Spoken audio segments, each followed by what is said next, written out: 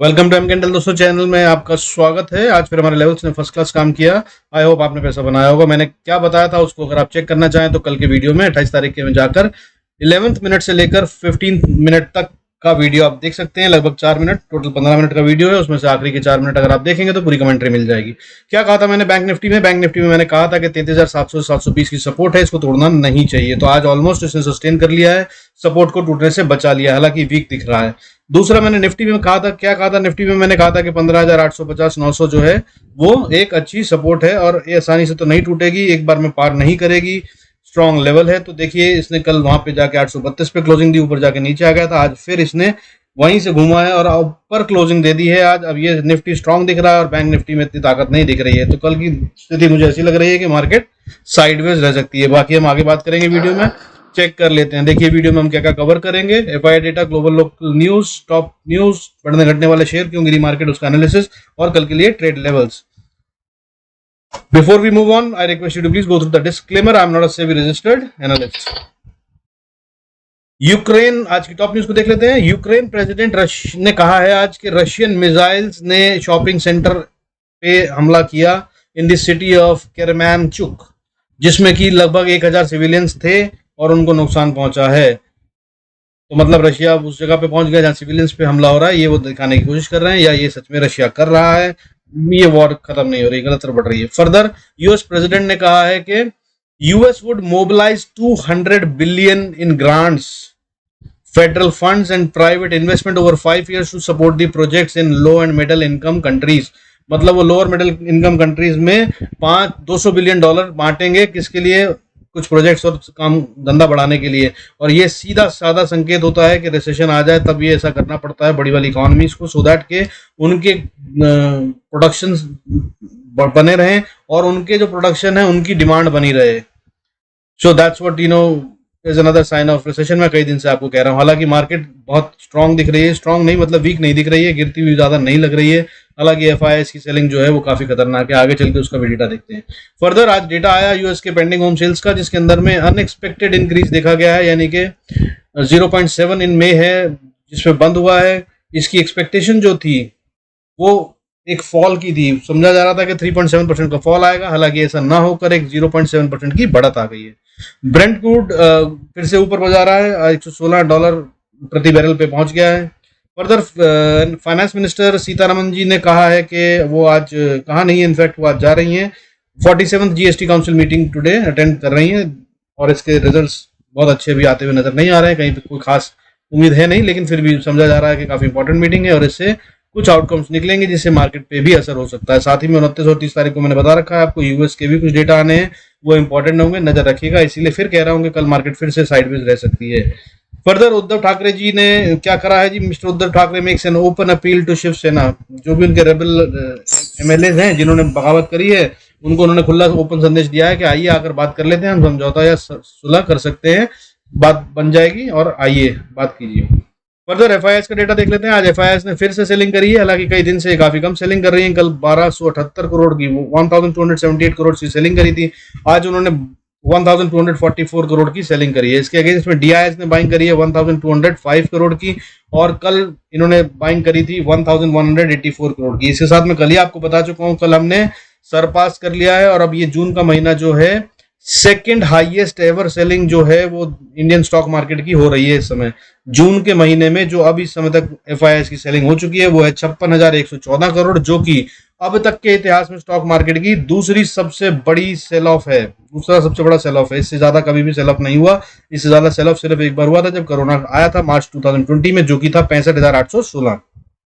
सालाना जो cell of हो चुका है वो तो खैर कभी हुआ ही नहीं है और उसकी तो बात ही करना बेकार है। पिछले साल जो उन्होंने पूरा बेचा था उससे 3 गुना से भी ज्यादा बेच चुके हैं। अब तक कितना बेच चुके हैं एफआईएस 2022 में, जनवरी से लेकर अब तक 2,81,408 करोड़, और डीआईएस खरीद कितना चुके हैं 2,69,511.17 करोड़।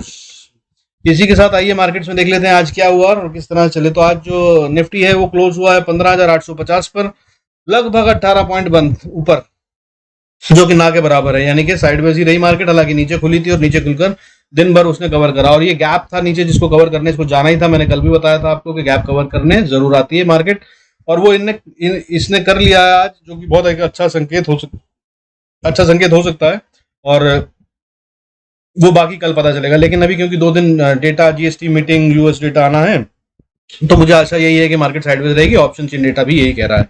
तो आज बढ़ने वाले शेयर कितने थे? 1032 शेयर बढ़ रहे थे और 900 शेयर गिर रहे थे, यानी कि वही फ्लैटिश ट्रेंड, दोनों तरफ बराबर बराबर, ऑलमोस्ट 1000 शेयर बढ़ रहे हैं, 900 शेयर गिर रहे हैं। That's how it was. Again it was once manage, but bulls ने आज बहुत अच्छा काम करा, जिसकी वजह से मार्केट को वो इतने नीचे से ऊपर ले आया। हालांकि सपोर्ट जो थी, हम 850 और 700 को मान रहे थे, वो ऑलमोस्ट ब्रीच होती हुई नजर आ रही थी। 700 पे इसने जो मैंने लेवल बताया था वहां पे सपोर्ट लिया और वहां से वापस आया, और 850 जो मैंने बहुत क्रिटिकल लेवल कई दिन से बोल रखा है, आज उसको पार कर कर ही ऑलमोस्ट क्लोज हो रही है, 850 पर ही क्लोज हुई है। तो देखते हैं कि कल क्या होता है। मुझे उम्मीद कम है, और हालांकि अभी के डेटा के हिसाब से जो आज हुआ है मार्केट में, डेटा के हिसाब से नहीं, डेटा के हिसाब से तो साइडवेज दिख रही है, लेकिन आज जो मार्केट में हुआ है, सुबह से उठाना शुरू करा और ऊपर तक ले आया और फिर अपना इंपॉर्टेंट लेवल को रीच कर लिया। ऐसा लग रहा है कि बुल्स पूरे मूड में है कि अब मार्केट को ज्यादा गिरने नहीं देंगे, लेकिन साइडवेज के चांसेस हैं। सो सावधानी से कल गेम करिएगा, ध्यान रखिएगा। फर्दर आइए देख लेते हैं कि आज बढ़ने वाले सेक्टर कौन कौन से थे। टॉप बढ़ने वाले सेक्टर थे एनर्जी, मेटल, ऑटो। ऑटो तो लगातार चौथा पांचवा दिन है आज बढ़ रहे हैं। आज इसकी वजह से मारुति फिर से ऊपर उठा है, लेकिन अब ध्यान रखिएगा, मारुति मेरे ख्याल से पिछले 5 दिन से लगातार बढ़ रहा है, और ये अब तक 10% से ज्यादा, 11% से ज्यादा बढ़ चुका है। सो कीप एन आई, ये गिर भी सकता है, इसमें करेक्शन आ सकती है, नजर रखिएगा। फर्दर आज रिलायंस बढ़ा 1.41%, मारुति बढ़ा 0.48%, महिंद्रा एंड महिंद्रा बढ़ा 2.71%, टाटा मोटर्स भी बढ़ा 0.63%। ओएनजीसी, बड़े वाले शेयरों को हटा दें अगर, तो हमारे जो नॉर्मल शेयर जो निफ्टी की वैल्यूएशन में बहुत फर्क नहीं डालते हैं, तो उनमें टॉप गेनर्स कौन थे? ओएनजीसी 5.5%, 5.55% गिरा। टाटा नहीं गिरा, नहीं बढ़ा, सॉरी। ओएनजीसी 5.55% बढ़ा। टाटा स्टील 1.27% बढ़ा, 1.27%। Axis bank 0.82%। बड़े वालों में एक और शेयर था जो कि फ्लैट रहा और या कि उनका थोड़ा ग्रीन में बंद हुआ, जिसने काफी सपोर्ट करी निफ्टी को ग्रीन में रहने के लिए, that was Infosys. Top loser में कौन कौन से शेयर थे? सेक्टर में कोई खास बात नहीं कर पाऊंगा, बहुत सारे सेक्टर्स थे, मगर ना के बराबर गिरे हैं, 0.2 0.1% गिरे हैं। लेकिन गिरने वाले शेयरों में काफी अच्छे शेयर थे जो बड़े बड़े इंपैक्ट डालते हैं। एचडीएफसी ट्विंस जो है वो बहुत बड़ा कंट्रीब्यूशन देते हैं, लगभग दोनों मिलाकर 25% का कंट्रीब्यूशन देते हैं निफ्टी की वैल्यूएशन में। ये दोनों शेयर आज रेड में बंद हुए हैं। एचडीएफसी 0.62% गिरा, एचडीएफसी बैंक जो है 0.76% गिरा। तीसरा शेयर जो इंपॉर्टेंट वाला है आईसीआईसीआई बैंक, ये भी काफी बड़ा कंट्रीब्यूशन देता है, इसका भी लगभग 10 से 12% का कंट्रीब्यूशन है निफ्टी में। ये 0.98% टूटा। एशियन पेंट्स भी टूटा जो कि एक बड़ा कंट्रीब्यूटर है, ये 3.35% गिरा। Further Kotak Mahindra, Titan, Chambal fertilisers भी गिरे। ये बड़े वाले शेयरों में जो छोटे valuation on Nifty impact but percentage में ज्यादा गिरे हैं, वो कौन से हैं? टाइटन 3.54% गिरा, चंबल फर्टिलाइजर 5.21%, आईईएक्स 4.43% गिरे। और इसी के साथ जो है मार्केट लगभग लगभग फ्लैट बंद हो गई है। बैंक निफ्टी बंद हुआ है -168 पॉइंट, और निफ्टी बंद हुआ है 18 पॉइंट प्लस, जो कि दोनों के लिए बहुत बड़ा नंबर नहीं है। अब आगे क्या होने वाला, देखिए मुझे ऐसा लग रहा है कि जो निफ्टी है ये अब 16,000 16,200 की तरफ बढ़ सकता है। हालांकि मैंने जैसा कि कल कहा था, आज फिर कह रहा हूं कि अगर गैप डाउन हुआ तो फिर एक खतरनाक साइन होगा। ट्रेड को मैं अपने छोटे रखूंगा, और कल का दिन जो है वो बड़ी पोजीशन के साथ ट्रेड करने का नहीं होगा। अगर आप अच्छी स्कैल्पिंग जानते हैं तो स्कैल्पर बन जाइएगा। कल स्कैल्पिंग का दिन होगा, बार बार झटके ले लेके ऊपर नीचे करेगी मार्केट, और शायद प्रीमियम गलाए जाएंगे या फिर प्रीमियम्स को ऑप्शंस की बढ़ाया जाएगा। इंडिया विक्स जो है वो काफी तेजी से बढ़ता हुआ नजर आ रहा है, इसलिए बोल रहा हूँ। कल भी 2% से 2.5% बढ़ा था, आज भी 2% से ज्यादा बढ़ा है। हालांकि 4% में बहुत बड़ा फर्क नहीं पड़ता है, पर अगर कल ये खुलता है और अनदर 4% या 10% बढ़ जाता है, जो कि कर देता है, तो फिर दोनों तरफ की ऑप्शंस में प्रीमियम ऐड होगा, जो कि एक बहुत अच्छा साइन होगा ट्रेडिंग के लिए। आप कर सकते हैं ट्रेडिंग तब बाइंग की, लेकिन फिर भी छोटे छोटे लेवल्स के लिए कीजिएगा। क्या लेवल्स हैं मैं बता दूं आपको कि बैंक निफ्टी में जो मैंने आपको बताया था कि भाई 34,000 का लेवल है, क्रिटिकल लेवल है, वहां तक पहुंचना है हमें। अगर हम वहां पहुंच जाएं तो आप कोशिश करके बेच सकते हैं, जो कि पिछली बार करा होगा आपने। तो वहां से गिरकर अब हम 33,600 पे आ चुके हैं, और अब फिर से वही बता रहा हूँ कि 34,000 पे अगर हम जाएं तो ध्यान रखिएगा, लेकिन सेल ऑफ मत कीजिएगा। हो सकता है ये इसे पार कर दे काफी टाइम से, और नहीं तो एक बड़ा वाला सेल ऑफ फिर आ सकता है, इसलिए छोटी छोटी पोजीशन बनाइएगा। निफ्टी के लिए मैंने बताया था 15,500 से 16,000 का लेवल खुल गया है। 900 को पार करने के बाद ये 16,000 की तरफ जाएगा। 900 का लेवल बताया था वो अचीव हो चुका है पहले ही, और उसके बाद ये फिर से नीचे गिर गया है, और अब ये दोबारा से ऊपर अगर बढ़ता है तो पहली रेजिस्टेंस 900 950 पे, और उसके बाद 16,004, और उसके आगे के लेवल्स हम देख लेते हैं कल के छोटे छोटे ट्रेड करने के लिए क्या होंगे। Before that I request you to please go through the disclaimer. आइए देख लेते हैं निफ्टी का चार्ट। निफ्टी के चार्ट पे देखिए मैंने ये लाइनें बता रखी हैं आपको, ये सपोर्ट बताई थी, वहीं पे उसने सपोर्ट लिया। निफ्टी जहां से गिरना शुरू हुआ था कल ऊपर चला गया था गैप अप करके, तो मैंने कहा था देखिए ये एरिया है जो गैप डाउन गैप छोड़ के गया है, इसे फिल करने आना होता है, जो कि एक खतरनाक बात है, जिसकी वजह से मैं कह रहा था कि चांसेस आर के नीचे चला जाए। तो आज इसने गैप डाउन कर फिर पूरा ट्रेवल कर वापस अचीव कर लिया है, ये एक अच्छा साइन है। और गैप फिल हो गया, ये भी एक अच्छा साइन है। और उसके बाद जो एक इंपॉर्टेंट रेजिस्टेंस हम बता रहे थे 15,850 की, वो भी पार करके ही क्लोज हुआ है ऑलमोस्ट।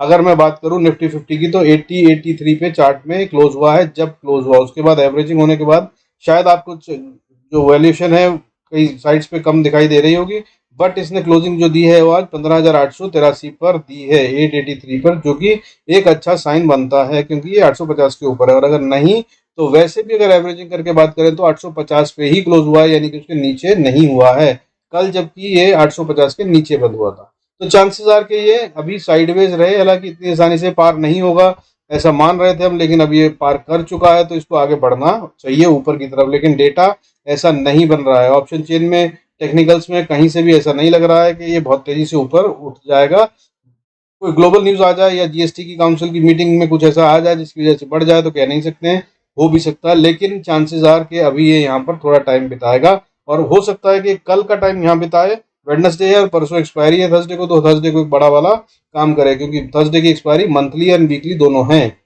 आइए लेवल्स देख लेते हैं। अगर निफ्टी यहाँ से ऊपर जाना शुरू करता है तो सबसे पहली रेजिस्टेंस 850 पे बैठा है, सेफ है, स्ट्रॉन्ग सपोर्ट भी है, रेजिस्टेंस भी है, देखते हैं किस तरफ को जाता है। उससे अगली अगर ऊपर बढ़ता है तो रेजिस्टेंस जो आएगी वो 900 पे है, 900 910 पे। अगर उसको पार कर लेता है तो अगली रेजिस्टेंस लगभग 990 के आसपास आती है, और अगर उसको पार कर लेता है 990 से 16,004 तक को, 16,010 तक को, एक ही बात मानिएगा, इस 20 पॉइंट के बीच में निफ्टी वापस भी घूम सकता है, क्योंकि ये साइकोलॉजिकल लेवल भी बनता है। हालांकि क्योंकि ये यहाँ पर पहले गैप छोड़ के आया है तो चांसेस आर कि अगर ये यहाँ तक आए तो ये ऊपर गैप को फिल करने की कोशिश करेगा। लेकिन ऐसा भी हो सकता है कि 16,000 पे आके थोड़ा सा झटका ले, नीचे आए 50-100 पॉइंट, और उसके बाद फिर अगले दिन या उसी दिन ऊपर जाने की दोबारा कोशिश करे। तो अगर ऐसा हुआ तो 16,000 के ऊपर अगली रेजिस्टेंस जो है वो 16,070-80 पे आ जाती है, और उसके बाद फिर अगला लेवल 16,160-70 से लेकर 200 तक का बनता है। और यहाँ पर आकर निफ्टी को फिर से देखना होगा हमें कि क्या करेगा, क्योंकि ये क्रिटिकल लेवल है, इसको पार करना इसके लिए मुश्किल होगा। और अगर इसने इसको पार कर लिया तो मान लीजिएगा कि फिर बियरिश ट्रेंड की कहानी जो है खत्म हो गई है। बुलिश चाहे हो ना हो, लेकिन बियरिश ट्रेंड की कहानी बुल्स ने उड़ा दी है, ऐसा मान लेंगे हम। आइए अब नीचे की तरफ देख लेते हैं। अगर हम नीचे की तरफ जाते हैं तो 15,850 से अगर नीचे की तरफ आता है तो पहली सपोर्ट तो भाई यहीं आ जाती है 760 के आसपास। 760 को अगर तोड़ता है तो एक स्ट्रॉन्ग सपोर्ट, मैं फिर से बता रहा हूँ, कल भी बताया था, परसों भी, 700 से 720 का एरिया है, इसे तोड़ना आसान नहीं होगा, ये बहुत बार चल चुका है। और अगर मैं आपको चार्ट में दिखाऊं तो मुझे जो दिख रहा है वो ये डब्ल्यू पैटर्न बनता दिख रहा है, और अगर ये डब्ल्यू पैटर्न है तो इसने इसकी नेकलाइन पे ही सपोर्ट लेकर इसको वापस ऊपर जाने की कोशिश करी है, जो कि बहुत अच्छा साइन होता है। अब अगर ये ऊपर की तरफ जाता है तो ये एक बड़ा मूव भी ले सकता है, काफी हाई प्रोबेबिलिटी बनती है। W pattern is known to be very strong and bullish pattern. आइए अब इसके साथ में बैंक निफ्टी देख लेते हैं कि क्या करेंगे अगर नीचे की तरफ के लेवल्स नहीं बताए, माफी चाहूंगा। निफ्टी के नीचे के लेवल्स क्या है मैंने आपको बता दिया, 700 को नहीं तोड़ना चाहिए, लेकिन उसके बाद अगर तोड़ दे तो 619 अगला सपोर्ट, 619 के बाद 534 अगला सपोर्ट, जो कि एक क्रिटिकल सपोर्ट बनेगा कल के लिए। और यहाँ पर से निफ्टी को फॉर श्योर एटलीस्ट एक बार तो बाउंस करना चाहिए, अगर इसको तोड़ना भी है तो भी। और उसके बाद वो नीचे आएगा तो फिर अगली सपोर्ट जो है फिर वो बहुत नीचे आ जाती है, जो कि 400 450 पे है, वहां तक की मुझे उम्मीद कम है। हालांकि आप लेवल नोट कर सकते हैं, 15,440 पे इसे सपोर्ट ले लेना चाहिए कल के लिए। आइए निफ्टी बैंक निफ्टी देख लेते हैं। बैंक निफ्टी भी अपने क्रिटिकल लेवल पे है, ना इसने सपोर्ट को तोड़ा है ना सपोर्ट को छोड़ा है, क्योंकि ये क्लस्टर बन रहा था, मैंने कल भी बताया था, परसों भी बताया था, तरसों में बताया था। मैं लगभग आपको ये 13 तारीख से रोज बता रहा हूँ कि भाई ये क्लस्टर बन रहा है, इसको पार करना आसान नहीं होगा। और देख लीजिए कई दिन, 13 तारीख से अब तक कई बार कोशिश हो चुकी है, एक बार, दो बार, तीन बार, चार बार, और फिर तो उसके बाद लगातार 1 2 3 4 5 6 कैंडल यहीं पे बना दिए। उसके बाद फिर इन्होंने तोड़ के नीचे से ऊपर को बंद करा है, तो ये भी एक ऐसा साइन है कि अभी साइडवेज ही जा रही है कहानी। तो अगर आप इसको देखना चाहें तो लेवल्स नोट कर लीजिए, मैं लेवल्स बता रहा हूँ। लेवल्स क्या बनते हैं, अभी बंद हुआ है अगर 33,595 96 पर, तो ऊपर की तरफ में जो लेवल बनता है वो 33,760 का पहला रेजिस्टेंस बनता है ऊपर जाते हुए, और दूसरा रेजिस्टेंस जो है वो 33,850 पे बनता है, जो कि छोटा है, बहुत मुश्किल नहीं होगा तोड़ना। टूट जाने के बाद अगला लेवल जो है वो 34,000 है, जो कि साइकोलॉजिकल प्लस टेक्निकल दोनों लेवल बनते हैं। तो इसे हम मान सकते हैं कि ये काइंड ऑफ अ क्लस्टर है, तो इसको पार करना मुश्किल होगा। हालांकि इसके बाद अगर इसको पार करके ऊपर जाएगा तो फिर 34,120 से 50 के बीच में फिर से फंस जाएगा, और अगर इसको पार कर लिया तो फिर ये दौड़ में है ऊपर के गैप को फिल करने के लिए, जिसका मतलब ये है कि 34,400 तक की दौड़ ये कर सकता है। तो कल इस पे नजर रखिएगा, 34,400 तक, 500 तक भी जा सकता है। और अगर वहां तक चला गया तो उसके बाद अगला लेवल जो है वो क्रिटिकल लेवल होगा, दैट इज 34,637 40, और उसके बाद 34,800। ये दोनों लेवल पे डेफिनेटली बैंक निफ्टी टाइम बिताएगा और अटक सकता है, तो रिवर्सल के भी चांसेस हैं, या फिर हो सकता है काफी टाइम स्पेंड करे। हालांकि मैं जो समझ रहा हूँ कल की रेंज जो होगी वो छोटी होगी, 33,000 34,000 के बीच में, 34,000 और नीचे से 33,600 के बीच में ही, या 500 के बीच में ही बैंक निफ्टी मूव करेगा। आइए नीचे के लेवल देख लेते हैं। अगर नीचे के लेवल मूव करेगा तो सबसे पहली सपोर्ट कहाँ आ जाती है साहब? सबसे पहली सपोर्ट तो 33,600 पे आ जाती है। अगर इसको तोड़ दिया तो अगली सपोर्ट 33,500, 500 से 450 के बीच में है। और अगर इसको तोड़ दिया तो फिर अगली एक छोटी सपोर्ट, छोटी नहीं है तो थोड़ी स्ट्रांग ही, 260, लेकिन उससे भी ज्यादा स्ट्रांग सपोर्ट फिर 33,200 पे आती है, और इसको ये ब्रीच करेगा, मुझे ऐसा लग नहीं रहा अभी फिलहाल, अगर कल की बात करें तो। और ऑप्शन चेन डेटा की बात करें, इनफैक्ट कल ही नहीं, मुझे लग रहा है ये इस वीकली या मंथली एक्सपायरी में ये नहीं करेगा। इसको जो कुछ करना है वो 1 तारीख को ही करेगा, अगर करना है तो। हालांकि अगर इसको तोड़ दिया तो इसके बाद अगली सपोर्ट जो है वो 33,000 पे आती है। बाकी इसके नीचे का तोड़ दिया तो हम देखेंगे जब जरूरत होगी। फिलहाल कल के लिए इतने levels I think would be more than sufficient. तो do good trade with this, and अगर ये वीडियो आपको अच्छा लग रहा है और किसी तरह से भी आपकी मदद कर रहा है, do subscribe and like it. Thank you so much for staying connected. God bless us all. See you in next video.